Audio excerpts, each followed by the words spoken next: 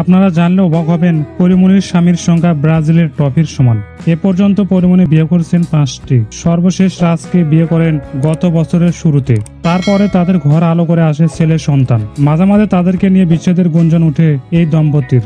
অনেকবার মিল হলেও এবার বিচ্ছেদের খবর সত্য হলো। 18 সেপ্টেম্বর পরিমণি শরীফুল রাজকে ডিভোর্স লেটার পাঠিয়েছেন বলে জানা যায়। 2022 সালে জমকালো আয়োজনে তাদের বিয়ে সম্পন্ন হয়। বিগত 13 বছরে পরিমণি বিয়ে করেছে 5টা। পরিমণির 5 স্বামীর তালিকায় প্রথমে আছে ইসমাইল হোসেন। 2010 সালে তাদের বিয়ে হয়। 2012 সালে তাদের ডিভোর্স হয়। 2 নম্বরে আছে ফেরদৌস কবির সৌরভ। 2012 সালে বিয়ে করেন তারা, 2014 সালে ডিভোর্স হয়। 3 নম্বরে আছে তামিম হাসান।